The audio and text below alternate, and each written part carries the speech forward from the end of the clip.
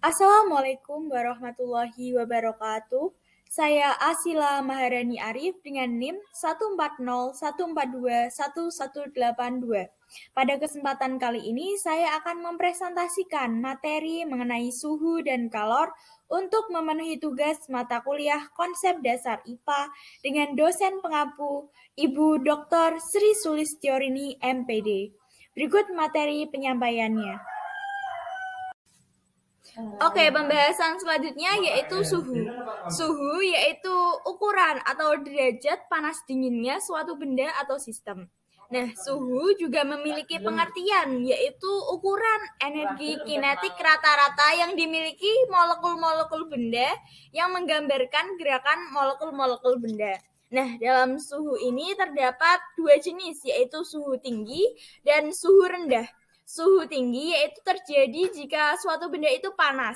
Energi kinetik molekul rata-rata akan tinggi dan gerakan molekulnya akan cepat. Sedangkan suhu rendah yaitu jika benda itu dingin dan memiliki energi kinetik molekul rata-rata yang rendah, gerakan molekulnya pun lambat. Nah, dalam suhu ini terdapat perubahan, yaitu perubahan sifat benda atau disebut juga dengan sifat termometrik. Nah, sifat termometrik ini merupakan perubahan-perubahan, yaitu berupa perubahan wujud, perubahan tekanan, perubahan ukuran, perubahan warna, perubahan peristiwa radiasi, serta perubahan daya hantar listrik. Oke, pembahasan selanjutnya yaitu mengenai kalor. Kalor sendiri merupakan energi yang berpindah atau mengalir dari benda yang bersuhu tinggi ke benda yang bersuhu lebih rendah untuk mencapai kesetimbangan termal. Nah, dalam kalor sendiri terdapat rumus yaitu Q sama dengan M dikali C dikali delta T. Q menunjukkan energi kalor dengan satuan Joule, M menunjukkan massa dengan satuan kilogram, C menunjukkan kalor jenis benda dengan satuan Joule per kilogram, dan delta T menunjukkan perubahan suhu pada suatu benda. Nah, kalor jenis merupakan kalor yang dibutuhkan untuk menaikkan suhu 1 Kelvin suatu benda pada massa 1 kilogram benda. Dalam kalor sendiri dapat dirumuskan bahwa 1 Joule sama dengan 0,24 kalori dan 1 Kal sama dengan 4,2 Joule. Baik, dalam pembahasan mengenai suhu tidak terlepas dari pembahasan mengenai termometer. Termometer sendiri merupakan alat yang digunakan untuk mengukur suhu. Termometer dibuat berdasarkan sifat termometris. Nah, termometer memiliki beberapa macam, yaitu termometer raksa atau termometer klinis, termometer gas, termometer paramagnetik, termometer bimetal, dan termometer termokouple. Nah, dalam termometer memiliki rumus konversi skala yang dapat dilihat sebagai berikut. X min XP per XA min XP sama dengan Y min YB per YA min YB. X menggambarkan suhu terukur derajat X, sedangkan Y menggambarkan suhu terukur pada derajat Y. Nah, dalam termometer sendiri biasanya digunakan 4 termometer, yaitu termometer Celcius, termometer Fahrenheit, termometer Reaumur, serta termometer Kelvin. Pada termometer Celcius terdapat derajat dari 0 derajat sampai 100 dengan jarak 100. Pada termometer Reaumur, dari 0 derajat sampai 80 derajat memiliki jarak 80 derajat. Pada termometer Fahrenheit, dari 32 derajat sampai 212 derajat dan memiliki jarak 180 derajat. Pada termometer Kelvin sendiri dengan jarak 273 sampai 373 memiliki jarak 100 derajat. Pada termometer Kelvin terdapat suhu yang dijadikan satuan internasional. Nah, dari rumus-rumus tersebut dapat didapatkan persamaan, yaitu C menggambarkan Celcius per 5 sama dengan Reaumur atau R per 4 sama dengan Fahrenheit per 32 per 9 sama dengan K menggambarkan Kelvin min 273 per 5. Nah, ini merupakan persamaan dari derajat-derajat pada termometer. Oke, dalam pembahasan kalor juga terdapat pembahasan mengenai asas Black. Asas Black sendiri merupakan menjelaskan mengenai kekekalan energi kalor, yaitu banyaknya kalor yang dilepas sama dengan banyaknya kalor yang diterima, sehingga dapat diambil kesimpulan bahwa sigma Q lepas sama dengan sigma Q diterima.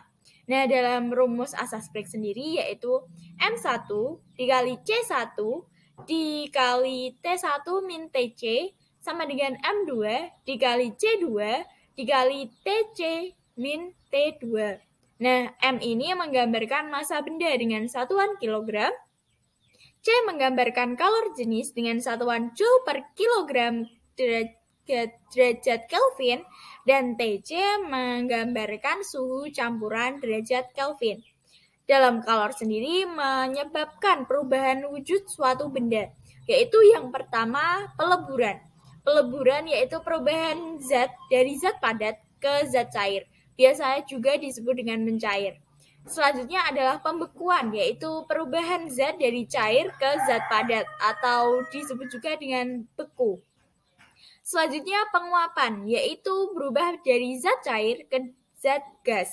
Selanjutnya pengembunan, yaitu dari zat gas menjadi zat cair, pengkristalan dari zat gas ke zat padat, dan penyubliman, yaitu dari zat padat ke zat gas.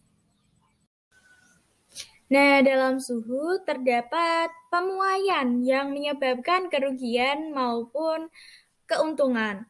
Untuk kerugiannya dapat kita lihat bahwa rel kereta api dipasang bercelah antar rel agar tidak bengkok ketika cuaca panas. Nah, akibat pemuaian ini rel kereta api dapat bengkok. Terus, bingkai kaca pada jendela ukurannya lebih besar daripada kaca untuk menghindari pecahnya kaca ketika memulai karena udara panas. Jadi, pemuaian juga menyebabkan kaca-kaca rumah dapat pecah.